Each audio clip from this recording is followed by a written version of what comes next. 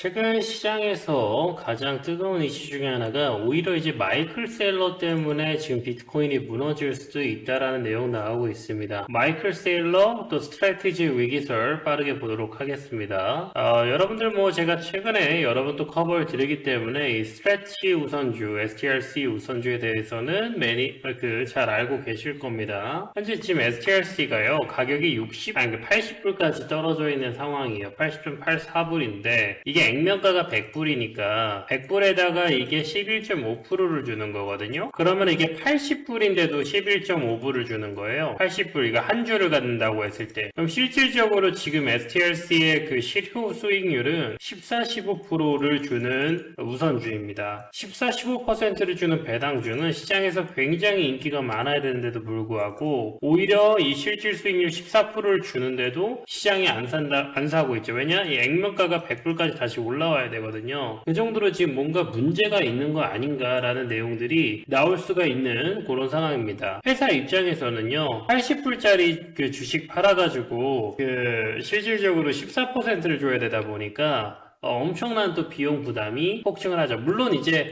실질적으로 유통되는 거기 때문에 회사가 부담하는 거는 아닙니다. 이미 발행된 거가 유통이 되는 거니까 물론 이제 본인이 가지고 있는 우선주를 판다면 또 다르겠지만요. 어쨌든요 지금 100불이 지금 무너졌고요. 배당은 그런 이유로 한 주당 11.5불을 줘야 되기 때문에 자동적으로 인상이 되는 거고요. 현금 부담이 폭증한다라는 건 물론 이게 떨어져서 이걸로 폭등하는 건 아니고 이게 문제가 뭐냐면 이 배당은 그대로 줘야 되기 때문에 만약에 이제 얘네들이 현금이 부족하게 되면은 STRC를 원래는 추가 발행하면 됩니다. 추가 발행해가지고 주면 돼요. 그러면 이거는 빚이 아니에요. 참고로 이건 우선주기 때문에 배당이기 때문에 절대로 빚이 아닙니다. 실제로 스트래티지의 부채 비율은 20% 이 정도밖에 안 돼요. 20% 25% 이거는 빚이 아닙니다. 근데 어쨌든 배당을 못 주게 되면은 그 민법상 채무 불이행이 되는 거죠. 이자라서 채무가 아니라 원래 해야 되는 행동을 안 하면 그걸 채무라고 합니다. 해야 되는 행동을 채무라고 해요. 받아야 되는 돈을 채권이라고 하고요. 민법으로. 그래서 이제 STRC가 그 채무를 이행을 하지 못하면 문제가 되는 거죠. 그럼 역으로 이제 민사적으로나 뭐나 소송 리스크도 나온다라는 거고 지금 그 스트래티지가 예상했었던 비트코인 무한 매수 왜냐면 시장 수익률로 11.5%면 상당히 많이 주는 배당주입니다.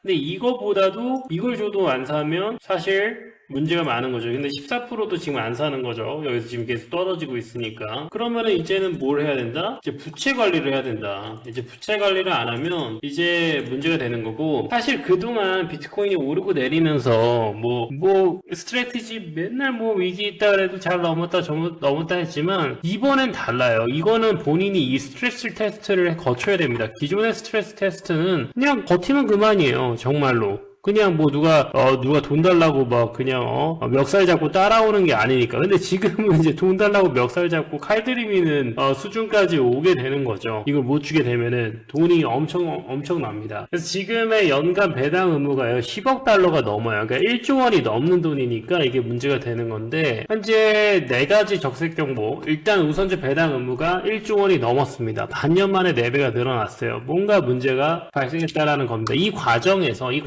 비트코인 가격이 올랐으면 아무 문제가 안 돼요. 아무 문제가 안 되고 물론 또 그러려고 하더라도 현금을 팔아서 주긴 해야 되는데 그렇지 않더라도 이제 비트코인 가격이 오르고 우선주가 그대로만 유지가 돼도 또 그걸로 비트코인 계속 사고 자산 가치 계속 올라가고 그걸로 이제 주식을 팔아서 하거나 이제 주식에 대한 보통주 유상증자를 할 수 있는 방법이 있는데 지금 옵션들이 다 사라지게 되는 거죠. 그래서 현금에 대한 그 배당을 줘야 되는 그런 의무를 못 지킬 가능성이 높고요. 현금 런웨이가요. 지금 현재 14개월로 떨어졌습니다. 연초 대비해서 38% 현금이 증발하면서 안전선이라고 볼 수 있는 2년치가 안 됩니다. 그래서 회복을 위하려면은 28억 달러를 추가적으로 끌어와야 돼요. 4년 만에 이런 이슈로 32개의 비트코인을 처분했고 그 뒤에 1000개 이상 다시 매수를 했지만 이거 그래봐야 32억밖에 안 됩니다. 1조를 채우기에는 너무나도 부족한 돈이에요. 그래서 네버셀 이미지도 깨졌고 이러다 보니 본주까지도 무너집니다. 본주가 무너지면 실제로 현금화할 수 있는 돈들이 더 사라지게 되는 거기 때문에 본주도 추락하게 되면은 또 다른 옵션도 하나가 무너집니다. 사실 본주가 어떻게 보면 더 중요해요. 본주가 더 중요한데 사실 이런 것들이 다 좋지 않으면 본주가 잘 갈 수가 없죠. 본주가 잘 갈 수가 없어서 지금 고점 대비 70% 하락이고, 지금 비트코인 가치랑 비교했을 때 MNAV로 가치로 봤을 때는 1배도 붕괴돼서 어떻게 보면 저평가 메리트입니다. 근데 저평가 메리트라는 건 요즘에는 없어요. 왜냐면 시장이 정보가 다 공개가 되고 유동성이 워낙 빠르기 때문에 고평가 받을 애들은 고평가를 받고요. 저평가 받는 애들은 다 이유가 있습니다. 네, 그렇게 보시면 되고, 진짜 어렵다. 그럼 결국엔 뭐가 돼요? 32개 팔았듯이 84만 개를 쏟아낼 수도 있다라는 가능성이 이제는 진짜로 직관적으로 객관적으로 느껴지는 그런 현실이라고 볼 수 있겠습니다. 참고로요, 마진콜은 아닙니다. 마진콜은 당하지 않아요. 참고로 지금 현재 MSTR이 가지고 있는 84만 개의 비트코인은요, 단 한 개도 담보로 잡혀 있지 않습니다. 이 팩트를 잘 알고 계셔야 돼요. 그래서 코인 가격이 떨어진다라고 해서 비트코인 마진콜 절대 안 나오고 담보로 잡혀있지도 않습니다. 어쨌든 현금이 다 떨어져 본 적은 없어요. 아직 다 떨어져 본 적이 없기 때문에 이제 그 과정에서 어떤 선택들을 할지가 상당히 의문스럽다라는 거고요. 스트래티지가 그렇다고 해서 지금 파산나는 거는 아니다. 비트코인이 7,300불까지 폭락하면은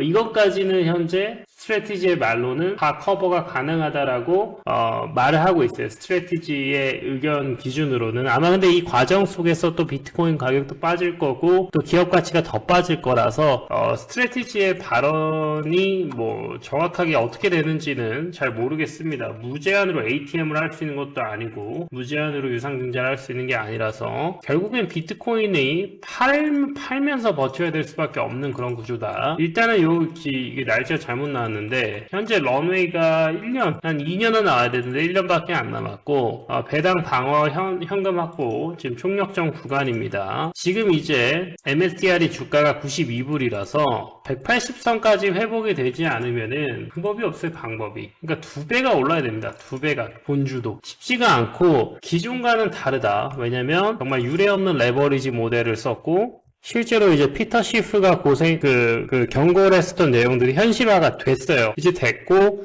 약간 안 하던 일들을 하고 있죠. 32개 비트코인을 팔았다라든지 이런 일을 했는데, 이제 일단은 우선주는 더 못 뽑습니다. 그럼 이제 보통주를 가지고 건드려야 되는데, 이렇게 되어 있는 상황이에요. 아무튼 저도 참 기대가 되고요. 이런 상황이라면은 정말 비트코인의 매각이 좀 더 있을 거고, 그런 거에 따라서 시장이 과연 어떻게 반응할지, 비트코인 시장이 버틸 수 있을지는 상당히 의문이라고 할 수 있겠습니다. 마지막으로 차트를 한번 보고 마무리를 하면은요, 비트코인이 이제 간밤에 60K도 깼어요. 이게 상당히 좀 시장에서는 상징적인 그 숫자였는데 60K를 깼었다가 이제 불리시 시그널이 다시 나오면서 반등을 보여주고 있습니다. 전반적으로 어제 마이크론 실적 때문에 지수 자체 주식 나쁘지 않고요. 그러면서 겸사겸사 같이 반등을 해주는 모습이 나오고 있는데 조금 더 긴 관점에서 봤을 때는 이제 기존의 이중 바락을 보여줬던 비트코인이 이제는 급락, 이때도 어제 수급이 크게 빠졌던 모습이 확인되고 있어서 쉽지는 않습니다만 그래도 정말 진짜 마지노선이다.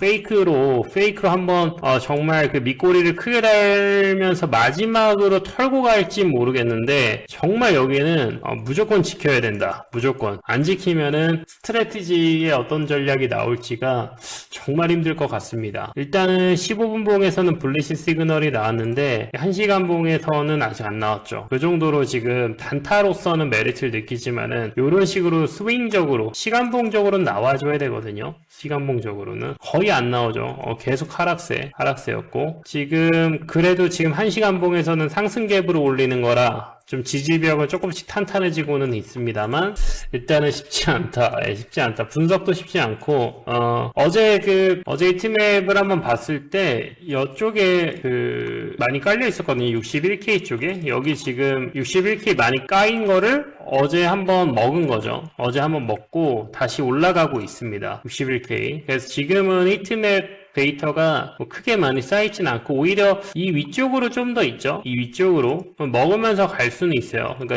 여기서 많이 죽은 겁니다. 엄청. 일단은 와이어드 히트맵까지는 온 거고 62K 이제 여기부터는 요거 잔잔바리 먹으면서 가고 이제 여기가 이제 한 59K 요 정도 될 텐데 여기가 좀 올라가면서 쌓일 수도 있어요. 쌓일 수도 있고 요거는 체크를 해야 될 것 같고요. 히트맵이나 이런 정보들도 전부 다 트레이딩 아이디어로 될 수 있는 진짜 데이터들, 온체인 데이터들 다 올려드리고 있으니까 텔레그램도 입장해 두세요. 텔레그램도 입장해 두시면 제가 여러분들에게 많은 도움되는 또 실시간 트레이딩 전략, 지금 하락장에서는 해칭이 답이다. 해칭을 할 수 있게 잘 안내 드리고 있으니까 텔레그램도 입장해 두시길 바라겠습니다.